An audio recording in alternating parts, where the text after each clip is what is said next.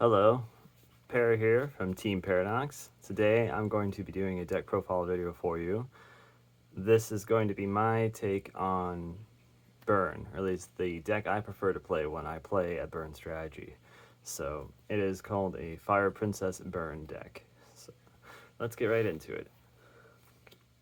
So for those of you who are not familiar, Fire Princess's effect is for each time you gain life, your opponent loses 500 life points. Its stats are 1300 attack, 1500 defense, 4-star fire, pyro effect monster. So the goal of this deck essentially is to trigger this effect as many times as you can within your one turn to deal 500 points of damage to your opponent each time. There are a few other ways to do damage to your opponent through burn strategies within this deck as well. This is the primary one. So you want Fire Princess protected and on the field as soon as you possibly can. So to get her on the field, we play 3 UFO Turtle. This is essentially just a searcher for fire type monsters, same as really any other searcher. 1500 or less attack, special summon them in face of attack. Once it's destroyed by battle and sent to the grave. Play 3 Gravekeeper Spy, just for defense, a wall in this deck. It's kind of necessary to protect yourself early on until you can get the pieces you need to protect yourself. And to get your cards, we play both jars, Morphing Jar and Cyber Jar. We don't really care about your opponent's hand size. We really don't care about anything your opponent is doing. That's why Burn is such a powerful strategy. Whatever they're doing, they can keep on doing. You don't really care that much as long as it's not interfering with what you're trying to do. So you don't really care about reducing their hand size, or if they're a turbo player that has Thunder Dragons and use Morphing Jar and they discard them and get new cards. You don't really care provided you can protect the cards that you have set up on the field to keep your strategy intact. So Sangan searches all the monsters that you've seen previously. Play 3 Marie the Fallen One. This card's name I think was changed later on, but this is the original name. I think it was changed because there was an archetype released later that was like a Fallen One archetype. I'm not super familiar with it, to be honest, but I do think it was changed later, but this is the original name. Their effect is as long as this card is in the graveyard, each of your standby phases you gain 200 life. So that's for each one of these in there. So you had 3 in there, you'd be gaining 600 every single turn. But that's not really the important part. I mean, gaining life is obviously good, but the important part is that it's another interaction that allows Fire Princess effects to take place. So every standby phase, if this is in the grave, if you pitch off a Charity or some kind of discard trap, or if it gets duoed or something like that, then you can get the effect and trigger Fire Princess. For the last monster, we play Breaker. Don't play Heavy Storm in this deck for obvious reasons, or reasons that will become obvious later on. Breaker is a good way to turn off really annoying traps like Royal Decree. Speaking of traps, play 3 Solemn Judgement. Solemn Judgment is very necessary for this deck because you just have to stop key interactions that your opponent wants to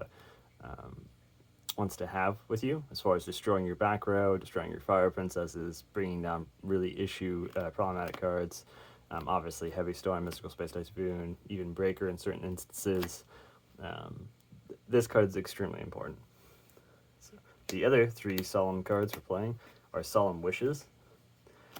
This card, if you're not familiar with it, each time you draw a card, you gain 500 life points. So another interaction you have with Fire Princess. You have 3 of these on the field for whatever reason, you'll gain 1500 life and your opponent will lose 1500 life. By the way, if I didn't mention, Fire Princess's effect stacks. Essentially, if you have 3 Fire Princesses on the field, its ability goes off multiple times. To help protect Fire Princess, common burn strategy, defense trap is Gravity Bind. We don't really ever plan on attacking. Unlike Panda Burn, we don't really have any true offense in this deck, and we don't really want any. So we just want to stop everyone from aggressing as soon as possible. So I also play 2 Nightmare Wheel to do additional burn damage, and to, like, say if someone played, you already saw them to Heavy Storm, but you think they're playing Faith and they have a Faith set down, you can use this on their what you think is their face down Faith, and they'll do burn damage and they can't flip it up and get the effects. For some discard traps, and also to stop certain spell cards, we play 2 Magic Jammer along with the Solemn Judgement. I find that this ratio really is pretty good at locking your opponent out of getting rid of your cards.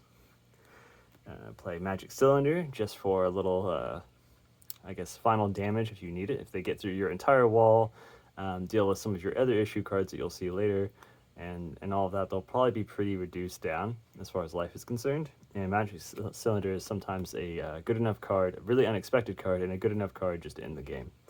And play Ring of Destruction. And that is all for the traps.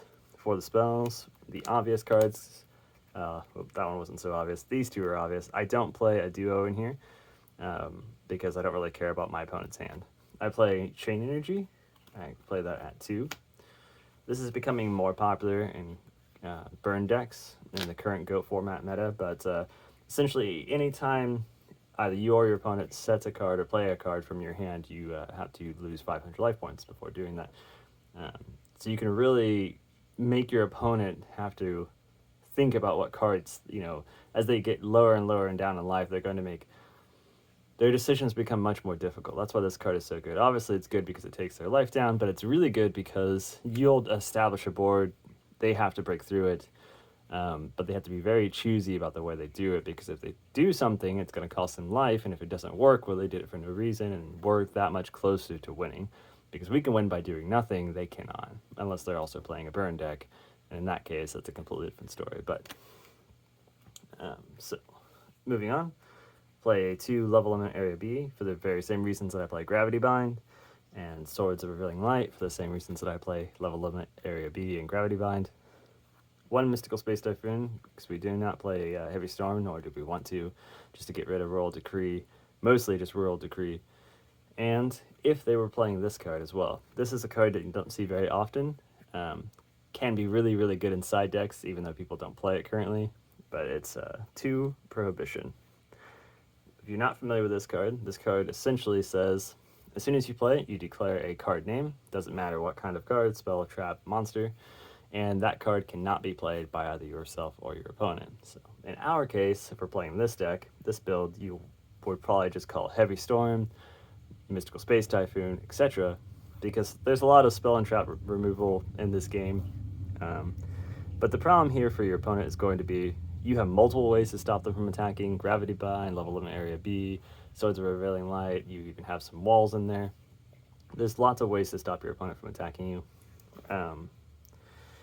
So Heavy Storm and Mystical Space Typhoon, especially Heavy Storm, is the biggest blowout card. If you can stop that, then at least they have to destroy this to be able to use that. Then they have to get past your Magic Jammers, your Solemn Judgments, all that stuff. This card, even though it may not completely stop them, it's just another wall, another barricade between your opponent, or you and your opponent, and them getting to your life points through direct attack, or something like that. So you can really shut them down with this. You can also call anything if your opponent's playing a Reasoning Gate deck or something like this. It's a very good side deck card. You can really, honestly, if you played Solemn Judgments, you're playing as like a Reasoning Gate deck, you called Monster Gate Reasoning, and you had some Solemn Judgments down to, or Magic Jammers down to stop Giant True Nades and Heavy Storms, your opponent would really be in a bad way. So, but yeah, this is the main deck build. I don't have a side deck build really for this. That's really just based on whatever meta you currently have going on. There's a lot of good side deck cards. We will be making a lot of different videos on this channel, including more side deck videos. But I wanted to get this build out of the way because I wanted to do a Fire Princess build for a long time. I have a few other decks I want to do as well. And then after that, I am going to start making a few different types of videos. Obviously still GOAT format, but not just deck profile videos. So anyway, if you like this video, please let us know by liking and subscribing, and leave comments down below if you have any kind of recommendations to make this deck better, or decks you may want to see in the future or something like that. So awesome, thanks for watching, and have a good day.